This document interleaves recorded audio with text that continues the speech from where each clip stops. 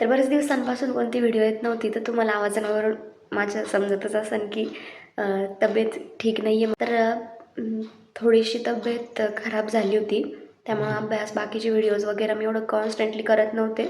तरी पण मी कन्सिस्टन्सी कशी मेंटेन ठेवते किंवा मग आता आपण बँकिंगची प्रिपरेशन करतो आहे हे अभ्यासासाठी, तर रोज छोटे छोटे का टास्क होईना मी कशी कंप्लीट करते हे सगळं आपण यामध्ये बोलू. आणि कन्सिस्टन्सी कशी मेंटेन करायची, जो मेन गोल्डन रूल आहे कन्सिस्टन्सीचा तो काय. तर आपल्याला सगळ्यांना बऱ्यापैकी कन्सिस्टन्सीचा हाच मिनिंग माहिती असतो की कन्सिस्टन्सी म्हणजे आज आपण ते काम करतो आहे ते उद्या परत करायचं आहे, परत रिपीटेड डेजवर ते करत जायचं आहे. तर असं नाही. तर कन्सिस्टन्सी म्हणजे काय, तर तुम्ही एखादं काम करताय ते कोणतं असो, अभ्यासाशी रिलेटेड किंवा घरात काही कामं करत असणार, तर काय होतं थोड्या वेळा असं होतं की आपलं मन डायवर्ट होतं एखाद्या गोष्टीकडं किंवा आपल्याला अचानक काहीतरी गोष्ट आठवती, मग आपण तिकडं बघायला लागतो. तर कन्सिस्टन्सी म्हणजे हे नाही की तुम्ही रोज ते काम तेवढ्या वेळासाठी केलंच पाहिजे. तर हे की आज जरी तुम्हाला कमी वेळ भेटतो आहे, उद्या जास्त भेटतो आहे, पण ते काम तुम्ही तेवढंच मन लावून केलं पाहिजे जेवढं तुम्ही आज करताय आणि उद्या पण करताय. आता हे मी कसं सांगू शकते, तर आता आपण बँकिंगची प्रिपरेशन करतो आहे, तर आपण बघतो की आपल्याला क्वांट, रिजनिंग, इंग्लिश आणि जनरल नॉलेज हे सगळे सब्जेक्ट बॅलन्स करून रोज करावे लागतात. तर यांची प्रिपरेशन चालू असताना बऱ्याच वेळा असं होतं की आपल्याला इच्छा होत नाही, आपलं मन होत नाही किंवा मार्क कमी आलेले असतात मॉकमध्ये, त्याच्यामुळे आपण ते घेत नाही. तर अशा कंडिशनमध्ये पण ते काम परत करायला घेणं हेच सगळ्यात मोठं चॅलेंज आहे. आणि तो आपण चॅलेंज ॲक्सेप्ट करून ते काम करतो आहे, म्हणजेच आपण कन्सिस्टन्सी मेंटेन करतो आहे.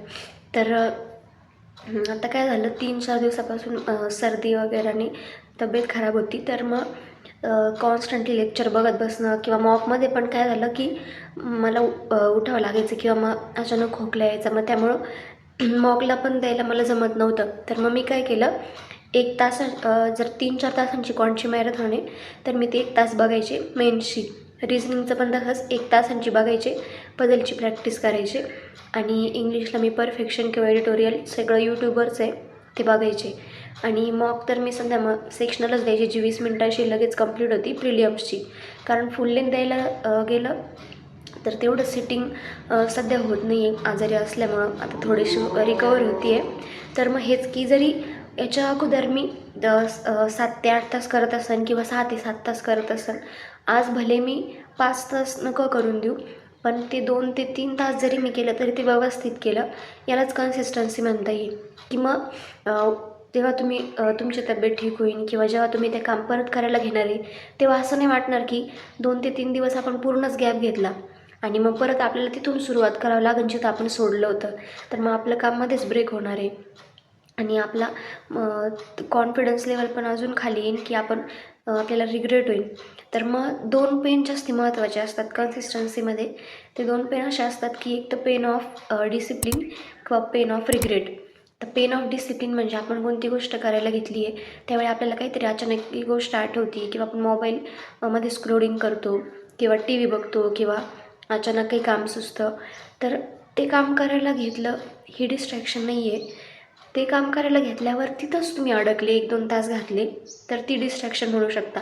ते जर कंप्लीट करून आपण परत आपापलं काम करायला घेतो आहे किंवा अभ्यास करतो आहे, मग हेच आपण कन्सिस्टन्सी मेंटेन करण्यासाठी करू शकतो. मग ह्यालाच आपण डिसिप्लिन म्हणू शकतो. तर पेन ऑफ डिसिप्लिन म्हणजे आपल्याला थोड्या वेळ वाटतं की नको हे परत आपण हे घेतो आहे, हे व्हिडिओ लावतो आहे, परत मॉक देतो आहे. थोड्या वेळासाठी आपल्याला ते हार्ड वाटतं.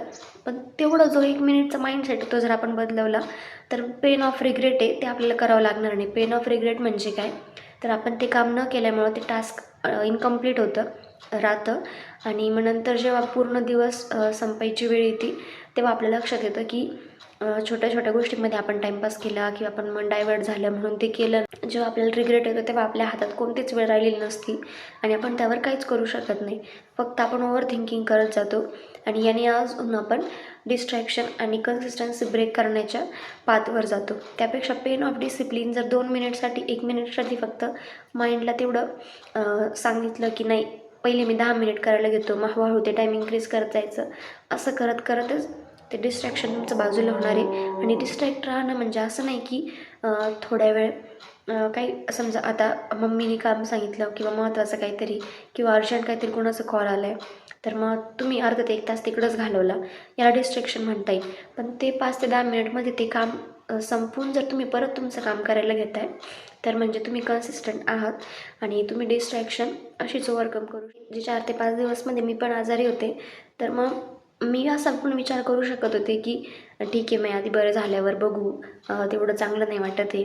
पण तेच मी जर सारखं म्हणत राहिले मी आजारी आहे, मला बरं नाही वाटत आहे, मला ती गोष्ट जास्ती वाटणार आहे. त्यापेक्षा हां ठीक आहे, झाले थोडीशी आपल्याला सर्दी वगैरे, तब्येत ठीक नाही आहे, पण आपण कोणतेतरी लेक्चर कंप्लीट करू शकतो, एडिटोरियल वगैरे ते आपण बघू शकतो. तब्येत पण त्याच्यासोबत व्यवस्थित ठीक होत राहील, त्याला पण वेळ भेटत राहील. आणि सारखं आपण तेच जर म्हणत बसलं तर आपली कामं पण पेंडिंग पडतील, अभ्यास पण होणार नाही आणि आपण अजून ह्याच निगेटिव्ह लूपमध्ये जात राहू की आपली तब्येत ठीक नाही आहे आणि अजून जास्त दिवस लागणार आहे.